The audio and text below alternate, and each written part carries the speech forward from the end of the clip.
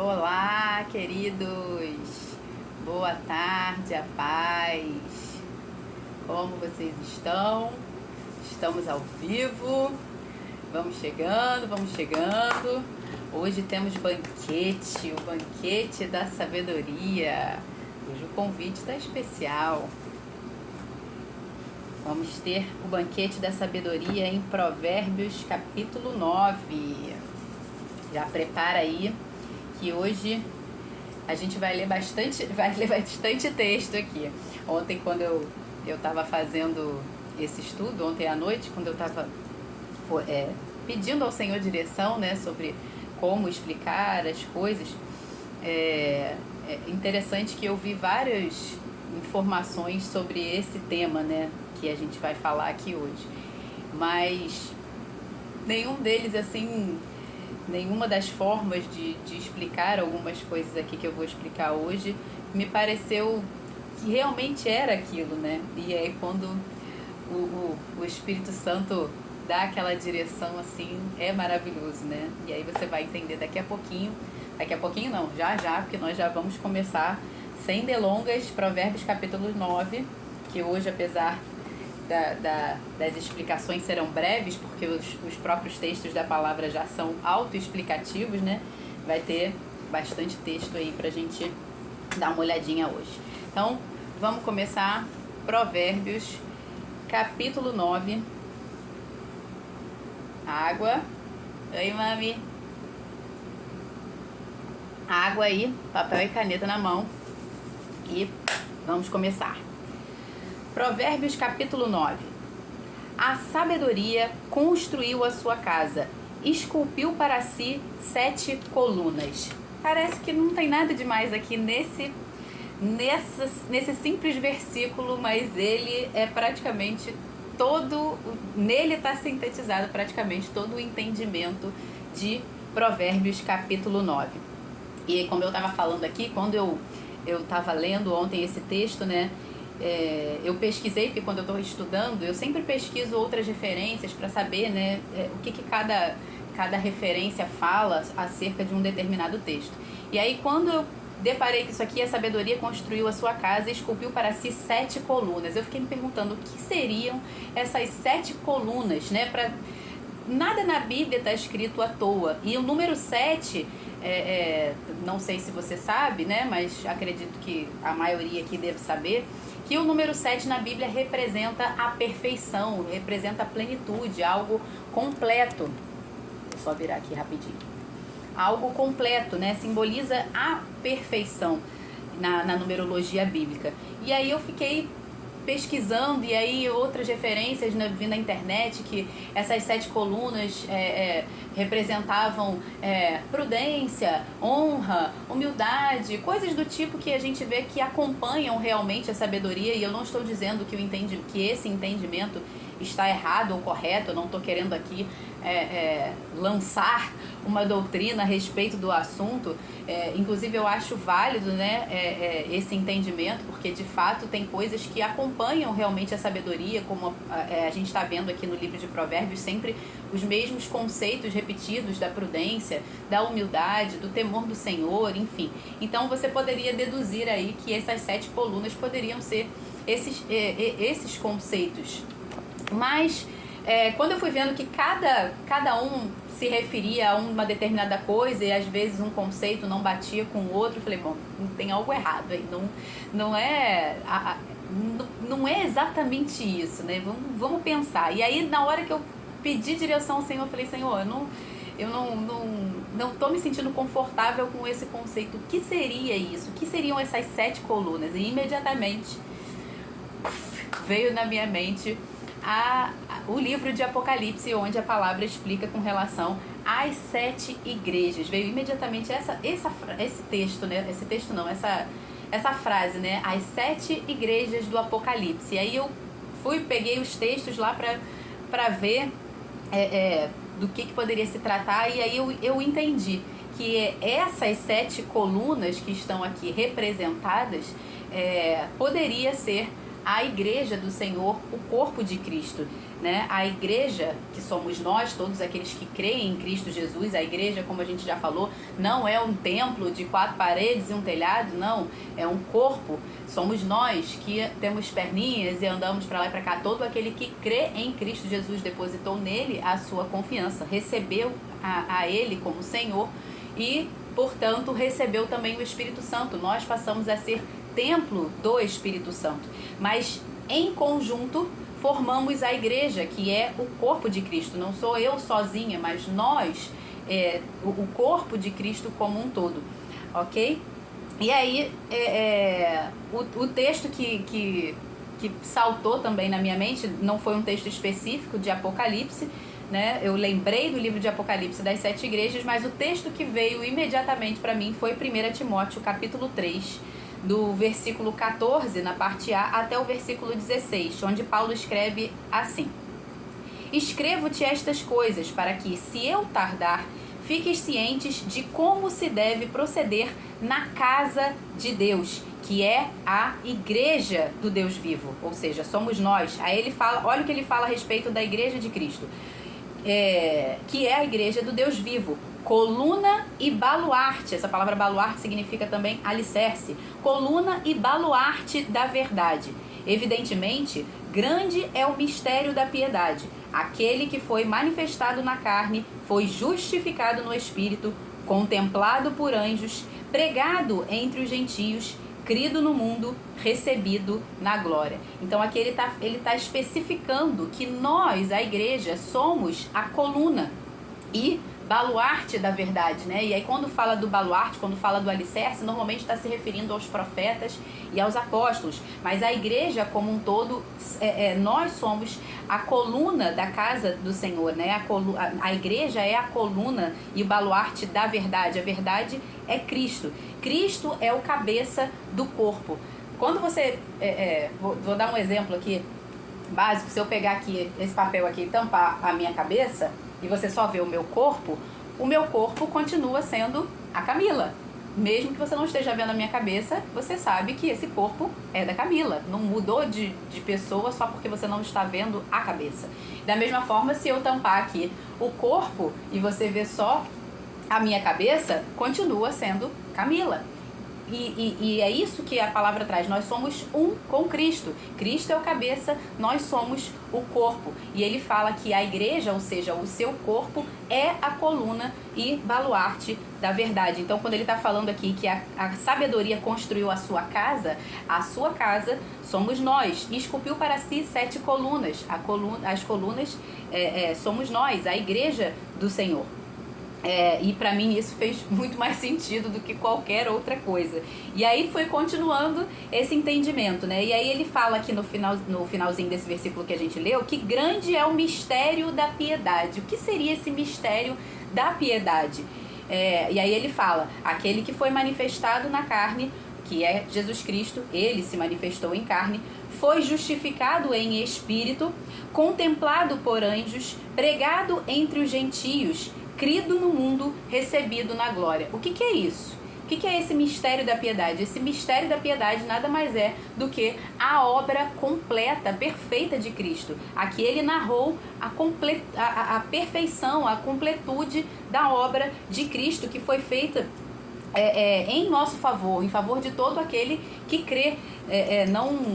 Deus não faz acepção de pessoas, ele indistintamente morreu na cruz para salvar a todos nós. Então todo aquele que crê e depositar a sua confiança vai receber essa salvação, e aquele que não crê vai permanecer julgado com o mundo, ok?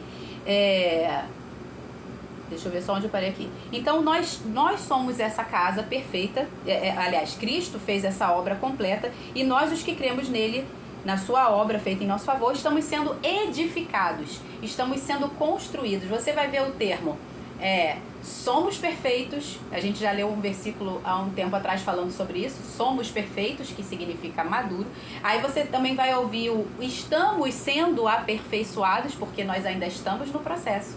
E nos tornaremos perfeitos. Então é um processo, mas como o Senhor ele está fora do tempo, nós vivemos no Cronos, mas o Senhor vive no Kairos, então ele é o princípio e o fim, ele não está preso a uma linha temporal como nós estamos, então ele vê o fim desde o princípio. Então ele já viu essa obra completa em Cristo Jesus. Ele já sabe da completude dessa obra. Então, quando Cristo fez essa obra completa, ele fez essa obra para nos edificar como a casa perfeita de Deus, onde Deus habita por meio do seu Espírito. Conforme está escrito lá em Efésios, capítulo 2, versículo 20 a 22. Eu falei que hoje a gente ia ler bastante texto, né? Efésios capítulo 2, de 20 a 22, que diz assim: vocês são como um edifício que está sendo construído sobre um alicerce. Aí o alicerce a gente sabe que a gente vai... Aliás, deixa eu ler aqui que você vai entender. Vocês são como um edifício que está sendo construído sobre um alicerce, que são os apóstolos e os profetas. Lembra que eu falei? A igreja é a coluna, o alicerce é a representação dos profetas e dos apóstolos. Que são os apóstolos e profetas. E o próprio Jesus, ele é a pedra fundamental, ele é o fundamento desse edifício. É ele que mantém o edifício todo bem ajustado e o faz crescer como templo consagrado ao Senhor. E em Cristo, vocês também estão sendo edificados juntamente com os outros, para se tornarem uma casa onde Deus habite por meio do seu Espírito. Então, portanto, nós, a igreja do Senhor, todo aquele que crê, pela fé em Cristo, somos essa casa que a sabedoria já construiu. E Cristo é o fundamento dessa casa. Então nós, ao mesmo tempo que a sabedoria já construiu, nós ainda estamos sendo edificados. Por quê? Porque ainda há outros que estão por vir. Então nós ainda estamos sendo edificados. Essa casa ainda não está completa, mas em Cristo ela já está completa e perfeita. A obra completa já foi feita. 1 Coríntios 3, verso 11, 16 e 17 diz assim: porque ninguém pode colocar outro fundamento além do que já está posto, que é Jesus Cristo. Ele é o fundamento, ele é o cabeça, ok? Da igreja. Além do que já está posto, que é Jesus Cristo. Vocês não compreendem que todos vocês juntos são a casa de Deus e que o Espírito de Deus vive em vocês, em sua casa, né? Sua casa, a casa de Deus. Nós somos a casa de Deus. Vocês não compreendem que todos nós, toda a igreja, todo o corpo de Cristo junto, somos a casa de Deus? E aí ele continua: se alguém destruir a casa de Deus, Deus o destruirá, porque a casa de Deus é sagrada e vocês são essa casa. Olha só, nós somos essa casa que a sabedoria, gente, isso tudo aqui que eu tô falando, gente, é tudo por causa de uma frase que foi o versículo 1 do livro de Provérbios, capítulo 9. Se você chegou agora, Provérbios, capítulo 9, no versículo 1. É só um versículo que tá rendendo tudo isso aqui, para você ver a profundidade desse texto. Em Hebreus 3:6 diz assim: mas Cristo é fiel. Essa palavra fiel aqui significa que ele é o fiador. Lembra que a gente falou em algumas lives atrás com relação a isso, que você não deve se tornar fiador de ninguém e que o único que poderia ser o fiador é Cristo Jesus, porque ele é o único que pode dar garantias eternas, porque ele não morre, ele morreu e ressuscitou, vive eternamente. Então aqui ele está falando, mas Cristo é o fiel como filho sobre a casa de Deus, ou seja, é ele quem garante, é ele quem é o fiador, ele é que é o responsável. Por isso a palavra já pode dizer que essa obra já está completa, que essa casa já está garantida, já está construída, porque é certo, já é fato, porque Cristo já garantiu isso. Então essa obra nele já está concluída, não há dúvidas disso. Ele é o fiador. E essa casa somos nós, se é que nos apegamos firmemente à confiança e à esperança da qual nos gloriamos. E qual é a esperança e a confiança da qual nos gloriamos? A nossa fé, ela está depositada em quem? Em Cristo Jesus. Então ele está falando assim: se de fato você crê em Cristo, você é essa casa, juntamente com os seus irmãos em Cristo. Então, se você de fato depositou a sua confiança, a sua esperança nessa obra completa que Cristo fez na cruz do Calvário em nosso favor, para morrer em nosso lugar e nos salvar dos nossos delitos e pecados, se você crê nisso, se você depositou a sua confiança nele, então de fato você é casa de Deus e logo a habitação do Espírito Santo. O Espírito Santo de Deus passou a morar em você, passou a habitar em você como casa. Então esse banquete é um banquete para a igreja do Senhor. Então quando ele começa aqui, né, a sabedoria construiu a sua casa, o título desse texto é o banquete da sabedoria. A sabedoria construiu a sua casa, esculpiu para si 7 colunas. Ele está se referindo a um banquete aqui que nada mais é, e a gente vai ver um pouquinho mais à frente, um banquete de casamento. Olha só que interessante. Pra você ver como o negócio foi rendendo, hein, gente? Esse banquete é um banquete de casamento que está sendo preparado para a igreja, ou seja, para todo aquele que crê, todo aquele que vier a Cristo até a sua segunda vinda. Então, Jesus já está próximo da sua segunda vinda. Então, corra, que se você ainda não recebeu a Jesus como Senhor e Salvador, se você ainda não depositou de fato, não entendeu que o que ele fez na cruz do Calvário foi morrer em seu lugar, foi para dar a vida em seu favor, porque era você e eu, quem deveríamos estar naquela cruz para ser morto. Mas ele fez isso para nos salvar. Ele é o Filho de Deus. Ele enquanto Deus, veio a essa terra encarnado como homem. Ele se fez carne para que pudesse pagar o preço pelos nossos pecados, porque não havia um justo sequer que pudesse pagar esse preço. Jesus, o único justo, foi o que realmente pôde se entregar, porque a palavra fala que o salário do pecado é a morte. Então, quando o homem peca, o único pagamento que poderia ser feito é com a morte. Então todos os homens deveriam morrer em seus delitos e pecados e receber a mesma condenação do diabo. Porque Deus não seria justo condenar o diabo ao inferno e você pecando à semelhança do diabo, ou seja, a desobediência, e não receber a mesma condenação. Deus não seria um juiz justo se ele fizesse isso. Desse uma condenação ao diabo e não desse a mesma a você que pecou igualmente. Então, quando Adão e Eva pecaram, eles cometeram o mesmo pecado que o diabo, que foi o pecado da desobediência. Então, não seria justo se Deus não desse a mesma condenação. Mas Deus amou o mundo de tal maneira que, para não condenar todos nós, ele precisava que um justo morresse em favor de todos os outros, mas a palavra fala que não havia um justo sequer, porque todos pecaram e foram destituídos da glória de Deus. Então, a única forma de Deus resolver isso foi mandando a si mesmo, enviando a si mesmo em forma de filho. Então, ele enviou Jesus Cristo, o nosso Senhor, o nosso Salvador, o justo, para morrer em nosso lugar. Então, todos os nossos pecados, ali naquele momento em que ele foi crucificado, ele não foi simplesmente alguém pegou ele para matá-lo. Não, ele se entregou voluntariamente. Como ele mesmo diz, a minha vida ninguém tira de mim. Eu voluntariamente a dou. Então, Jesus ali estava se entregando como um cordeiro para o sacrifício, para que ele morresse em nosso favor e recebesse toda a ira de Deus em nosso lugar. Ali naquele momento, toda a ira de Deus que era para ser descarregada em nós, foi descarregada em Cristo. Por isso, tamanho sofrimento que ele padeceu ali naquele lugar.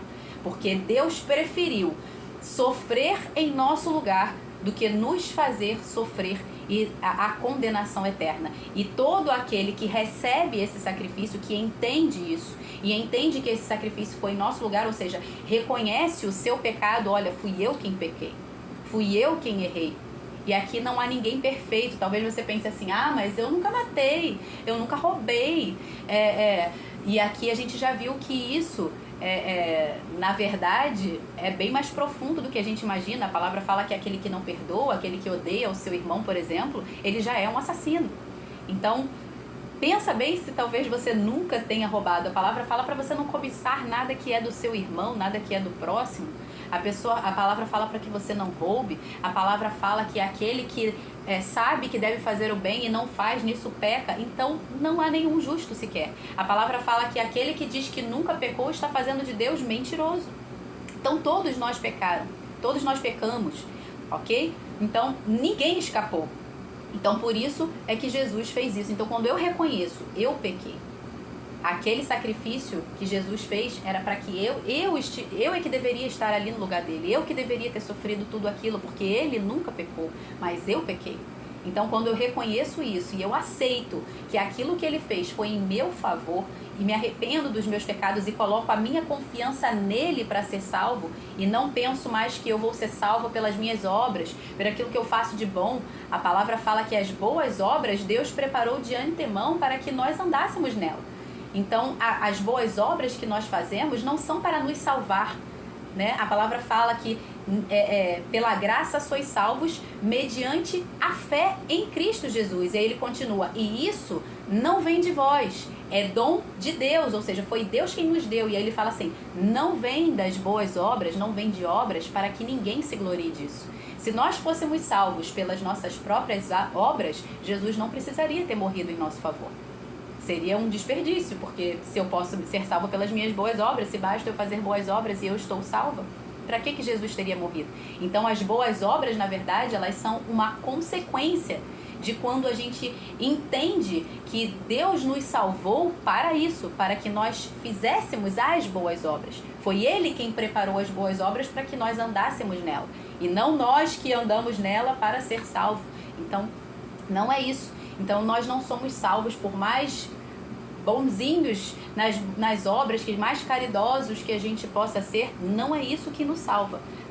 O que nos salva é depositar a nossa fé, a nossa confiança naquilo que Cristo fez em nosso lugar, que foi morrer no nosso lugar pelos nossos pecados, ok? Então, esse banquete de casamento, né, como a gente falou que vai ver aqui mais pra frente, é para todos aqueles que creem, todos aqueles que depositaram a sua fé e a sua confiança em Cristo, e aqueles que ainda crerão até que Cristo volte. O dia que Cristo voltar, encerrou, acabou, né? Não tem mais como crer, ali já era. Quem creu, creu, quem não creu, não tem mais tempo.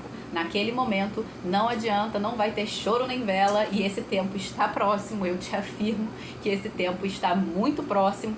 Então, aquele que está ouvindo, aquele que tem ouvidos, ouça o que o Espírito está dizendo para que você se arrependa e volte para Jesus Cristo. Não fique achando que, não, quando eu envelhecer, né, se você é jovem, não, quando eu envelhecer eu penso nisso. Talvez não haja tempo, porque ou não vai ter tempo porque Jesus já está voltando, ou talvez não tenha tempo porque você não sabe o dia da sua morte. Quem te garante que você vai morrer idoso? Você não sabe o dia de amanhã, ninguém sabe. Então a palavra fala para que você aproveite a oportunidade no tempo em que se chama hoje. Hoje é o dia para que você receba a Jesus como o Senhor e Salvador da sua vida, depositando nele exclusivamente toda a sua confiança de salvação. Você não é salvo porque é bonzinho, você não é salvo pelas suas próprias obras, e sim por causa do sacrifício de Cristo. Aí agora a gente vai continuar. Isso tudo foi só o versículo 1 de Provérbios, mas eu prometo que agora vai ser bem mais rápido. Versículo 2, Provérbios 9. Matou os seus animais para a festa e preparou o seu vinho. Também já arrumou a sua mesa. Vou dar outra pausa aqui rapidinho. O que seria matou os seus animais para a festa? Matou os seus animais para a festa fala do sacrifício. Fala do sacrifício de Cristo. Na antiga aliança, enquanto Jesus ainda não tinha vindo, né, por ocasião da sua primeira vinda, antes dele vir, os pecados eram como que adiados, entendeu? Era como uma nota promissória. Vamos empurrar mais para frente aí esse preço desse pagamento desse pecado. Como não havia nenhum justo, o que Jesus estabeleceu? Olha, vocês vão precisar sacrificar animais. Então o sacrifício de animais era estabelecido para isso, como se fosse uma promessa da salvação que ainda estava para se manifestar com a vinda de Cristo. Quando Cristo veio, esses sacrifícios de animais não era mais necessário, porque a palavra fala que ele foi o sacrifício perfeito e completo. Então não há mais necessidade de fazer sacrifícios, você não precisa mais matar animais, você não precisa absolutamente nada disso. Hoje, pela fé, você simplesmente deposita a sua fé no sacrifício perfeito que Cristo fez. Não há mais nenhum sacrifício necessário. O único sacrifício que Deus requer hoje de nós é a obediência, que a palavra fala, melhor obedecer do que sacrificar. Deus não se agrada de sacrifícios, Deus não quer sacrifícios. O único sacrifício que agrada ao Senhor é a obediência. Isso é que ele requer de cada um de nós. Ele continua. Matou... Desculpa. Perdão, gente. Matou seus animais para a festa, ou seja, o sacrifício perfeito de Cristo. Preparou o seu vinho. O vinho, na palavra de Deus, tanto representa, simboliza essa aliança que Cristo fez conosco, tá? E também simboliza, que é o sangue da aliança, no caso, e também simboliza a alegria. O vinho, na palavra de Deus, simboliza a alegria. O primeiro grande milagre que Deus fez, que é relatado na Bíblia, foi justamente transformar a água em vinho, porque naquela época, e ainda hoje na Bíblia, continua simbolizando a alegria. Então, naquele momento é como se a alegria daquele casamento terminasse. Olha só, Deus fez o seu primeiro milagre num casamento. Para que não perdesse a alegria ali daquele casamento, Deus foi lá e transformou a água em vinho. Ok? Então o vinho simboliza tanto a aliança pelo sangue de Jesus, que é o que nos traz eterna e permanente alegria, tanto simboliza a alegria. E aí ele continua: também já arrumou a sua mesa, que fala tanto de ordem, Deus é um Deus de ordem, como também fala de comunhão, de relacionamento íntimo. Então esse banquete foi todo preparado para que houvesse alegria, para que a gente celebrasse o perfeito sacrifício de Cristo, a ordem que o Senhor preparou de todas as coisas para que nós tivéssemos comunhão, relacionamento íntimo com Ele. Ok? Continuando, versículo 3. Enviou as suas criadas para que dos lugares mais altos da cidade façam esse convite. Enviou as suas criadas. Quem são as criadas? Nós, as criadas são as servas. Nós, a igreja do Senhor, antes de sermos chamados de filho, nós éramos servos do Senhor. Deus, nós não éramos filhos por direito, nós somos filhos por adoção. O Senhor chama, a palavra fala que todo aquele que crê em Cristo Jesus, ele deu o direito de ser chamado filho de Deus, né? Às vezes as pessoas falam assim: não, mas todo mundo é filho de Deus. Não, todo mundo não é filho de Deus. Não é isso que a palavra fala. A palavra não diz que todo mundo é filho de Deus. Inclusive a palavra fala que aqueles que não creem em Cristo são filhos do diabo. É isso que está na palavra. Ok? Então se você entende que a Bíblia é a palavra de Deus, é isso que está escrito aqui. Ok? Então, se você acha que a Bíblia não é a palavra de Deus, se você tem um outro entendimento, aí não vai ser essa a sua referência, mas a referência que nós temos da palavra de Deus não diz que todos são filhos de Deus, diz que todo aquele que crê em Cristo Jesus são filhos de Deus, ok? Então todos nós, antes de sermos chamados de filhos, nós fomos feitos servos do Senhor, nós fomos comprados, nós éramos por natureza escravos do diabo por conta do pecado, e com o sacrifício de Cristo, Cristo nos comprou de volta para Deus, nos livrou dessa escravidão, nos comprando, ok? Com preço de sangue, e nos devolveu para Deus. Então nós passamos de servos do diabo para servos de Deus. Então só de não ser mais servos do diabo e ser servo de Deus já seria maravilhoso. Já estaríamos no lucro, porque o que é melhor, ser servo de Deus ou ser servo do diabo? Já é maravilhoso ser servo de Deus, mas Deus foi além. Ele não só nos fez servos, nos comprou como servos, que já seria muito bom, mas Ele também nos adotou como filhos. Ele nos trouxe para ter um relacionamento familiar com Ele. Ok? Então essas servas que estão aqui falando, né, que ele enviou as suas servas para que dos lugares mais altos da cidade façam esse convite, nada mais é do que a igreja sendo enviada, ou seja, todo aquele que já creu sendo enviado para pregar essa palavra, para enviar esse convite àqueles que ainda não receberam a Cristo como Senhor e Salvador. Esses servos sendo enviados, essas servas sendo enviadas, são nada mais do que os trabalhadores da última hora, que somos nós. Nós, os que já cremos, fomos investidos da autoridade do ministério da reconciliação. Nós somos ministros da reconciliação. A palavra ministro significa servo. Ok? Então, quando nós fomos convocados para isso, para ser servos do Senhor, ministros no nosso Deus, para fazermos esse ministério, esse serviço de reconciliar os homens com Deus. Como? Justamente anunciando esse convite da sabedoria, justamente pregando as boas novas do Evangelho. A palavra Evangelho significa boas notícias. Essa é a boa notícia. Você não precisa morrer nos seus delitos e pecados. Você não precisa sofrer a condenação eterna do inferno. A boa notícia é: Cristo fez isso em seu lugar. O que você precisa é justamente depositar a sua confiança nele. Crer que ele é suficiente. Essa é a boa notícia. Então nós, os que já cremos, automaticamente somos incumbidos dessa missão, dessa tarefa, que é ir e pregar a toda criatura. Para quê? Para que o corpo que está sendo edificado vá crescendo. Lembra que eu falei que o corpo está sendo edificado? Por quê? Porque ainda tem mais gente para chegar. Não somos só nós os que aqui, nesse dado momento, já cremos. Nós precisamos continuar entregando esse convite. Nós somos esses carteiros que estão entregando. E hoje, graças a Deus, essas cartas não precisam mais ser entregues, como naquela época era do apóstolo Paulo, que ele tinha que ir a pé, que tinha que ir a cavalo. Graças a Deus nós temos a internet, então não precisa mais ser cartas. Nós somos essas cartas vivas. Eu estou aqui como carta viva entregando essa notícia para você. Eu sou uma carta viva aqui dizendo para você agora essa boa notícia. Você não precisa morrer nos seus delitos e pecados. Você pode depositar a sua fé em Cristo Jesus.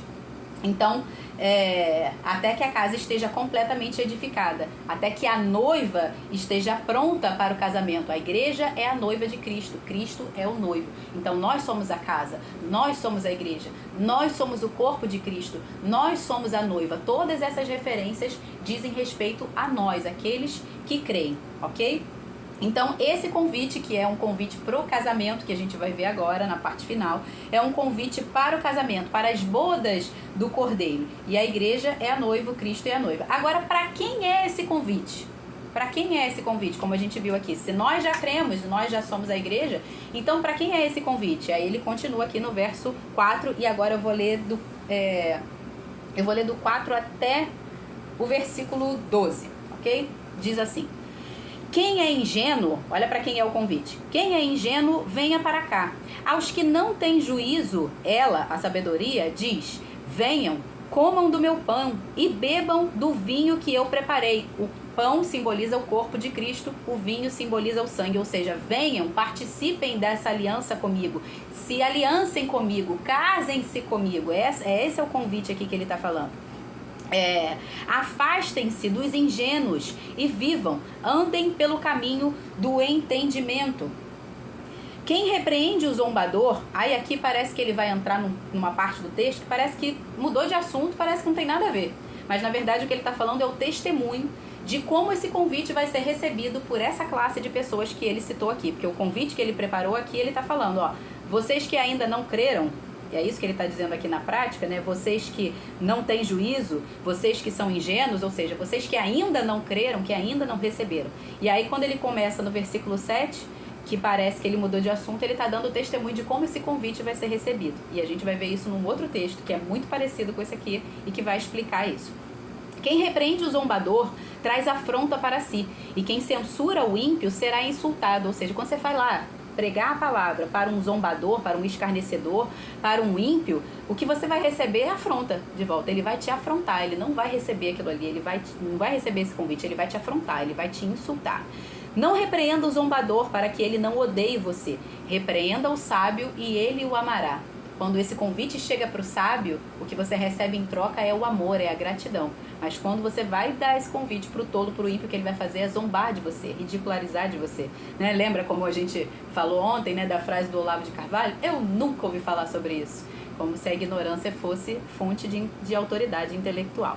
Dê instrução ao sábio, e ele se tornará mais sábio ainda. Ensine o justo, e ele crescerá na prudência. Então, olha a forma diferente como os dois públicos recebem esse convite. Os ingênuos e os injustos e os sábios, ok? Os que não têm juízo e os sábios. Olha como eles recebem diferente. Aí ele continua. O temor do Senhor é o princípio da sabedoria.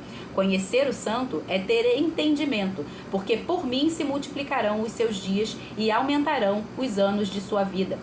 Se você é sábio para si mesmo. Se é zombador, só você sofrerá as consequências. Ou seja, se você é sábio, você vai colher o fruto disso. Se você é zombador, você também vai colher o fruto disso. Então, é tudo sobre você. É você quem vai escolher o caminho e é você quem vai sofrer as consequências. E aí ele continua.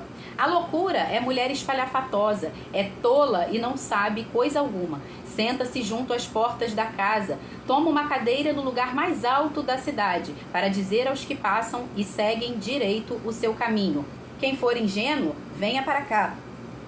Desculpa. E aos que não têm juízo, ela diz: a água roubada é doce e o pão comido às escondidas é saboroso. Eles, porém, não sabem que ali estão mortos, que os seus convidados estão nas profundezas do inferno. Agora eu quero que você perceba aqui uma coisa. Aqui é o que a gente leu do convite da loucura, que é do versículo 13 ao versículo 18. Perceba que a sabedoria faz um convite lá no início e lá no final a loucura também faz um convite. O convite e automaticamente todos os que recusam o convite da sabedoria, e a sabedoria é o próprio Senhor Jesus, se você recusou o convite da sabedoria, automaticamente você já está no banquete da loucura.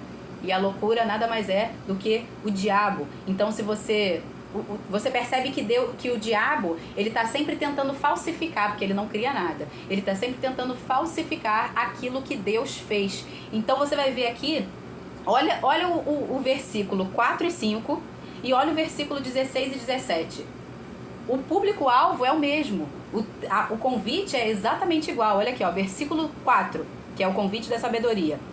Quem é ingênuo, venha para cá. Aos que não têm juízo, ela diz, e aí continua: venham, comam do meu pão e bebam do vinho que preparei. Esse é o convite da sabedoria. Agora olha o convite do diabo.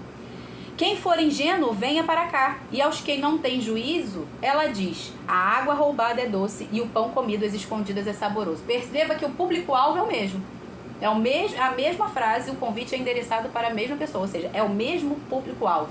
Porém, o convite é corrompido, é falsificado. Então, o convite do diabo, ele é sempre corrupto, ele é sempre corrompido, ele é sempre falsificado, ele é uma falsificação barata do Senhor. Não dá nem para chamar ele de falsificação, porque está muito longe. Então, perceba a sutileza, porque o convite é endereçado exatamente da mesma forma, a frase é exatamente a mesma.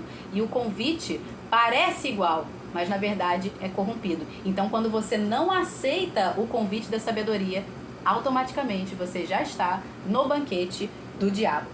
E agora eu quero encerrar esse texto para que você possa ver a semelhança desse texto aqui com o texto de Mateus, capítulo 22, de 1 a 14, que é onde explica, e por isso eu estou te dizendo aqui que esse banquete, porque você não olha aqui esse texto, em momento nenhum você diz que isso aqui é um banquete de casamento, exceto por essas sutilezas aqui que eu expliquei a você. Mas quando você vê o paralelo entre esse texto de Provérbios 9 e o texto de Mateus 22, de 1 a 14, aí fica tudo nítido. E aí é maravilhoso você ver e entender isso. Vamos ler lá rapidinho para a gente poder finalizar. Mateus 22, de 1 a 14, diz assim: de novo, e aí é uma parábola que Jesus está contando sobre o reino de Deus, né? Que é falando acerca dessas bodas do Cordeiro.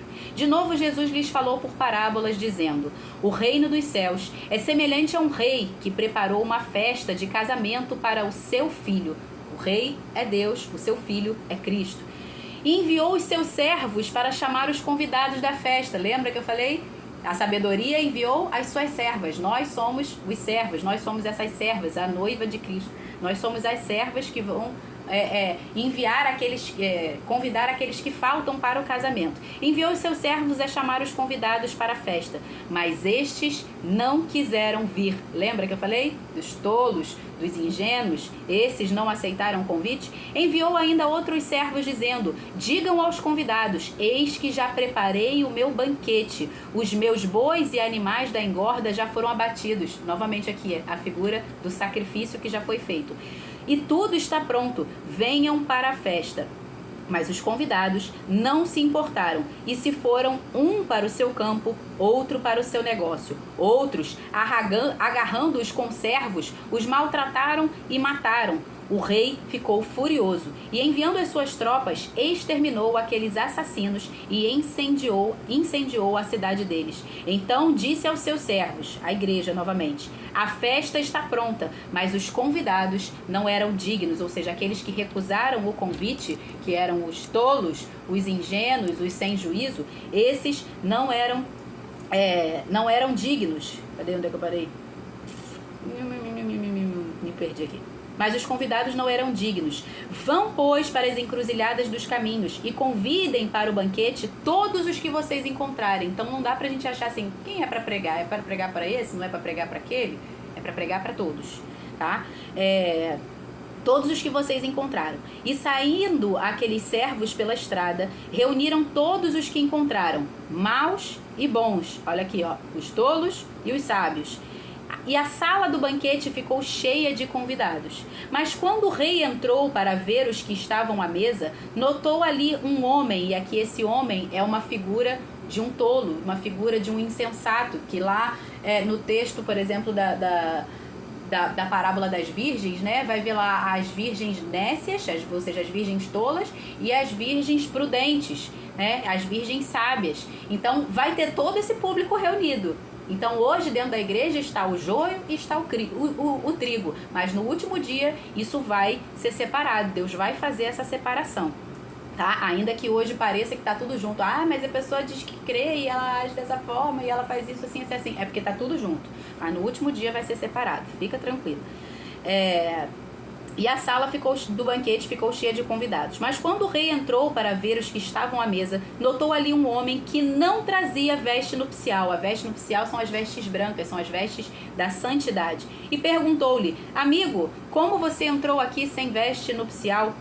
E ele emudeceu. Então o rei ordenou aos serventes: amarrem os pés e as mãos dele e atirem-no para fora nas trevas. Ali haverá choro e ranger de dentes, porque muitos são chamados, mas poucos os escolhidos. Quem são os escolhidos? Os escolhidos são todos aqueles que depositaram a sua confiança verdadeiramente em Cristo Jesus e se santificaram. Esses são os escolhidos. Os escolhidos não é que Deus fez a acepção e falou assim: eu quero você, quero você, eu quero você. Cristo é o escolhido. Então todos aqueles que estão em Cristo, assim como ele fala na parábola da videira, Cristo é a videira e nós somos enxertados nele. Nós, os ramos, fomos enxertados nele. Então todo aquele que está nele tem a vida. Ele é o escolhido, ele é o justo. Então todos aqueles que estão nele são justificados. Todos aqueles que estão nele são santificados, são os escolhidos, ok? Então, olha aqui, o tolo, o sem bom senso, o sem juízo, aqueles que até aparentemente aceitaram o convite, ou seja, fizeram a oração do pecador arrependido, como a gente vê, mas não houve transformação de vida, não mudaram as suas vidas, de fato não obedeceram, porque lembra que eu falei que o sacrifício que Deus quer é a obediência? Então, aqueles que de fato não foram prudentes em praticar a sabedoria, esses ficarão de fora. E você percebeu essa semelhança de texto, tanto do Provérbios 9 que a gente leu, quanto aqui de Mateus, versículo 22. Então, quando ele fala aqui do convite da loucura, é porque esses que não aceitaram o convite do Senhor, ou a esses que não se santificaram, automaticamente já estão no banquete do inferno. Automaticamente já irão para o banquete do diabo, que é o convite da loucura aqui em Provérbios 9. Então perceba, esse julgamento é automático e não é o Senhor quem está te condenando, é você quem se condena por não crer naquilo que ele disse que era o certo, ok? Então o que ele finaliza aqui, ó, eles porém não sabem que ali estão os mortos, que os seus convidados estão nas profundezas do inferno, que é o versículo 18 de Provérbios capítulo 9. Então o fim de todo aquele que não crê é esse aqui. Eles estarão fora das bodas do Cordeiro. Eles não são a noiva de Cristo. A noiva de Cristo é aquela que não só depositou a sua fé em Cristo Jesus, mas aquela que escolheu se santificar, obedecer.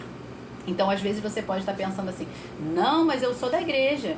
Não, mas eu vou nos cultos, eu vou na missa, eu vou no culto, eu vou à igreja todo domingo.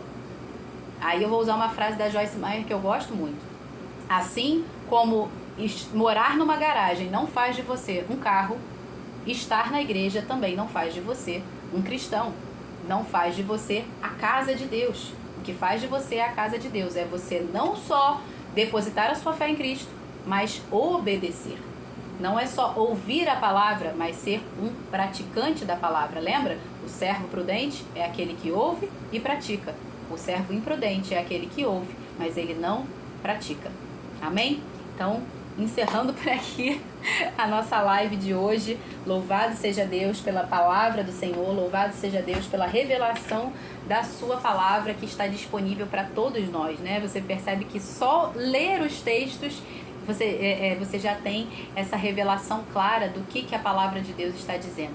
E esse é o convite que Deus tem para nós. Deus quer que a gente participe desse convite, desse banquete, não só sendo meros participantes, mas que sejamos de fato a noiva de Cristo, aqueles que vão se casar com Cristo no último dia, né? Alguns até falam, se casamento fosse bom, Cristo tinha casado. Cristo está noivo, querido. Ele ainda vai se casar e nós somos a noiva de Cristo. O casamento é tão bom que a palavra fala, grande é esse mistério. E aí ele fala assim, não me refiro aos homens, mas me refiro a Cristo e à igreja, quando está falando sobre casamento. Então Cristo vai se casar. Nós somos essa noiva. Nós, todos aqueles que creem em Cristo e estão dispostos não só a ouvir a sua palavra, mas a obedecer. Amém? Então vamos orar. Pai, muito obrigado, Senhor. Louvamos o Teu nome nessa tarde. Te agradecemos, ó Deus, por cada um dos que aqui estão, seja ao vivo, e por aqueles que ainda irão ouvir hoje ou qualquer outro dia daqui para frente, Senhor. Pai, em nome de Jesus, que essa palavra venha penetrar no coração de cada um, encontrar solo fértil, solo preparado, Senhor, para que venha a dar frutos, Senhor. Frutos de salvação, frutos de santificação, frutos, ó Deus, que vão exaltar o Teu nome, que vão glorificar o Teu nome, porque todos os nossos frutos são para a Sua glória, Senhor. Pai, que todos nós possamos andar na sabedoria para frutificar, para dar frutos dignos desse espírito de sabedoria que habita em nós por meio de Cristo Jesus.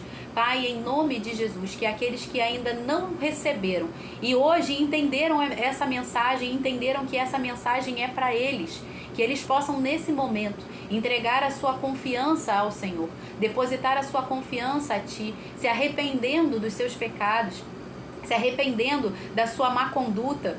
E arrependimento não é simplesmente um remorso, mas é uma mudança de rota.